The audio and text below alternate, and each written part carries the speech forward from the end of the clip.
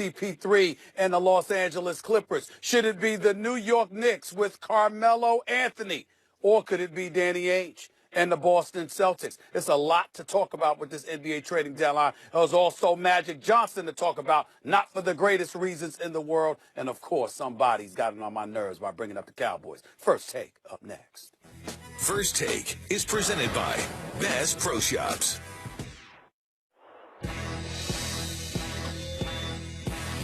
Let's get it cracking. Let's start the session. March lift the competition, balls by that action. You can never debate it. This is actual fact. Stephen A. and Max Kale said they say it's a rap. I'm like, say what? Say what? What's up with all my haters? I'm a ball when I perform. So my jersey's in the air. I'm allergic to my haters. Every morning I prepare. Lot of clothes I can wear just like them Oregon players. Yeah, quack, quack. What it do? Rap like it's nothing to it. Matter of fact, you can ask hard and I'm cooking too. Base guard cooking too. Nah, look at you. Great mind. They embrace mine like a crooked tooth. 4 takes, that's you. 3 takes, not me. 2 takes if you lucky. First take, stop me. 4 takes, that's you. 3 takes, not me. 2 takes if you lucky. First take, got me.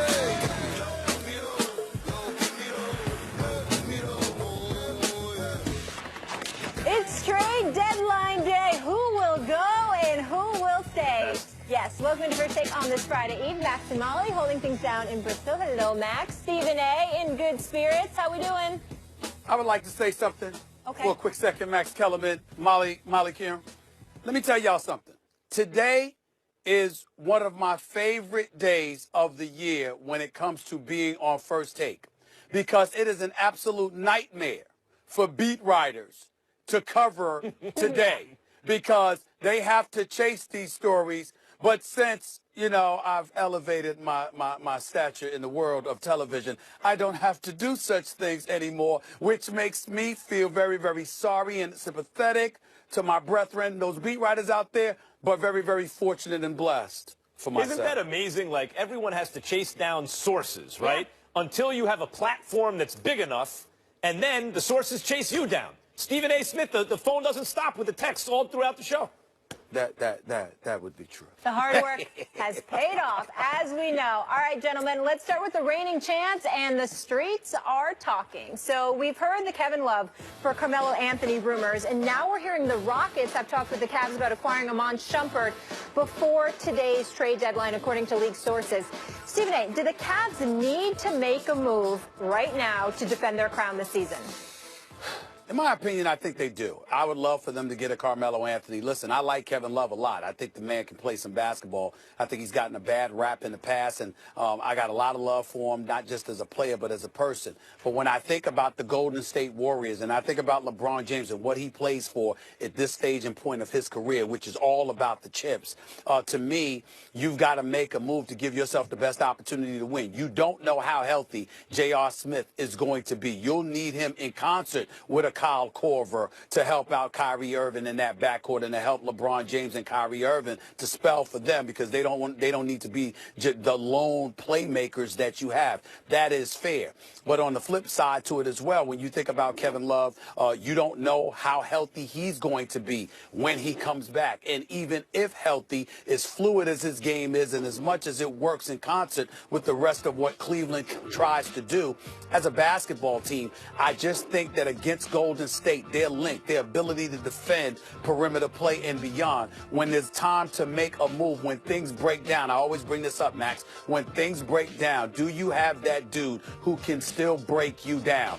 I don't believe that they have that third guy. I think they need it in order to beat Golden State. That's the only reason I would think about making a move right now if I was Cleveland. I mean, usually if you need that third guy, it's off the bench. Not if you have 2 guys who can do that better than anyone in your starting lineup. Usually you don't need a third. I'll say this. The Cavs are probably not going to win a championship this year, no matter what they do. And by the way, Cavs fans, you can calm down. You probably weren't going to win a championship last year, no matter what you did.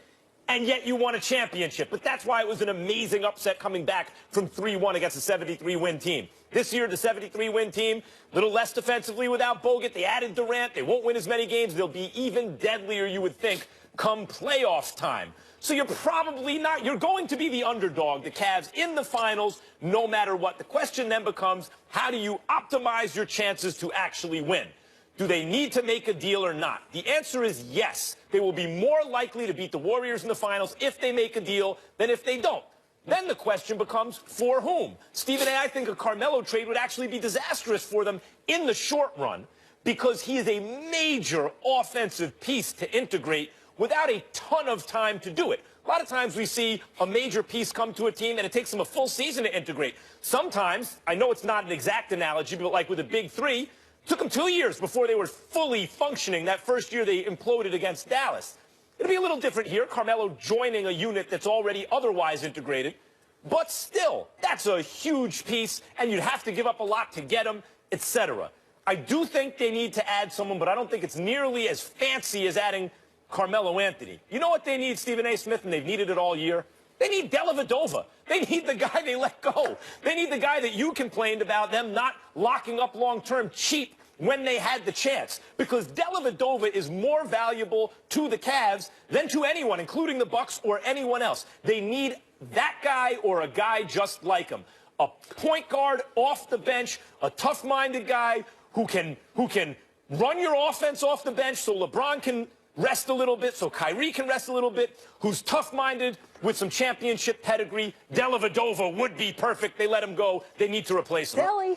Max Kellerman, I can't believe that you're going to have me here on national television trying to imitate Mark McGuire, but I must. By telling you when you bring up Matthew Dellavedova, I'm not here to talk about the past. I'm not here to talk about the past. Okay? The bottom line is this, Max. I see in your locker. They're valid. There you go. They're valid. The points are valid, Max. But here's the part where I got you. Max. And I don't think that you've appreciated the point that you've made on many, many occasions. So work with me here with one-word answers. Who do you call the best player in the world? LeBron James. There we go. That's 2 words. Only one was needed. LeBron. Which is LeBron.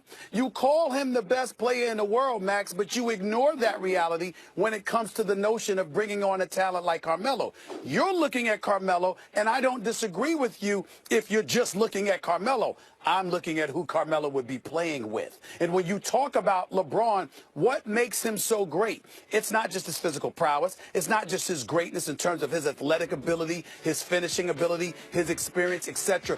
It's what he does to the troops around him, how he affects them, how he galvanizes them, how he's somehow, some way able to bring them together. And I'm saying to you, when you consider the greatness of LeBron and how much better he makes everybody else, I would ask you this question, Max, and I'll throw it to you. Could you imagine if LeBron actually made Melo better? He would. He did. He has. I know you would. But I'm asking you to imagine, just step back and imagine if Melo were better than we already agree we know he is. Could you imagine what that looks like? And I think long-term, for example, next season, or had he acquired Carmelo in this preseason, I would agree with you. Because we've seen them play in the Olympics. And we've seen them play together many times, by the way. And LeBron and others on a team with stars a lot of times use Carmelo as the primary scoring option for good reason. He's the most talented overall scorer. And LeBron would likely use him that way. I think if Carmelo was on the Cavs, he'd lead the team in scoring for the number of games he played. That's over LeBron. That's over Kyrie. Even if Kevin Love's on the, whoever's there. But LeBron would use him that way. It's just not enough time to integrate that large a piece into a system that's going to go up against a well-oiled machine like Golden State. But that's what I'm asking you. You're basically let's nip this argument in the bud once and for all. Max Kellerman, you're basically saying that the player that you believe to be the greatest in the world, who's a 3-time champion, who's been to 7 NBA Finals, whose resume is so impeccable in terms of his ability to maximize the potential around him, you're essentially saying you don't believe LeBron James can get Melo ready enough in time to help knock off Golden State this season. Yes, that's one. What you're saying. That's one. Right. But 2, you also, in order even to make the salaries fit, have to give up someone like Tristan Thompson and minimum or Kevin Love just to make the salaries fit. But so I'm talking about Kevin Love.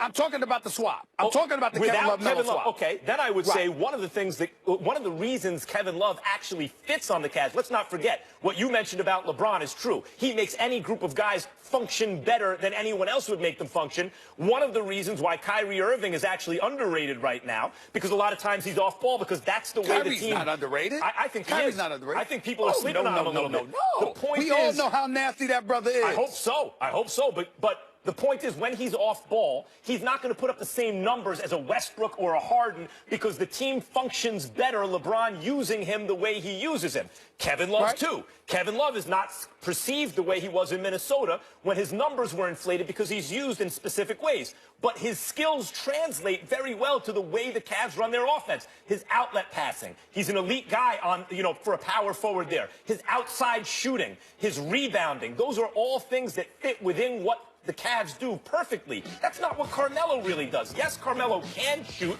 but I wouldn't say he's a sharp shooter from the outside like Kevin Love. He doesn't pass like Kevin Love. He doesn't crash the boards like Kevin Love. Those are all things that are needed on this team. So you're actually losing a lot of the stuff you need to get what you're talking about. And in addition to that, you got to integrate what you're talking about before the playoffs to have a chance. Just pick up a backup point guard. But once again, I think the point that you're missing, which is why you're going on and on trying to defend your point, is because you're focused on the talents and the skills of Carmelo Anthony. I'm focused on my belief that talent combined with the greatness of LeBron can to level. I think it's friendship. I think the fact that they've practiced together in the past. I think the fact that they're so close and they know each other so well, combined with their requisite skills, is something you are sleeping on and underestimating in terms of the quickness with which they can gel. That's all. We're not debating basketball itself from an individual perspective in terms of talent. I agree with every point that you're making. My point to you is that you're underestimating and literally sleeping on the quickness with which they could gel. Well, that's the difference between you and I. Okay, I would say this. It ain't sexy and big, but go pick up a backup point guard. I mean, that's really what you need to do. You don't need to move heaven and earth. Just get a backup point guard if you're the Cavs. You need a little more than that. For the Warriors, you need a little more than that. Yeah, the Clippers might need something, too, because they haven't been able to get past the second round over the last 5 years with Blake Griffin and CP3 together. So the Celtics and Clippers have also been talking about a swap that would send Blake Griffin to Boston, that according to our Zach Lowe. But it does appear to be a long shot. Max. Yeah. Do the Clippers have to move Blake? I can't believe I'm saying this. The answer is yes, they have to move Blake. And he's the guy you would look at that team and say he's the youngest of the elite talent they have. DeAndre Jordan's really good, proud of the progress he made. I know that sounds patronizing, but, he's a second-round project.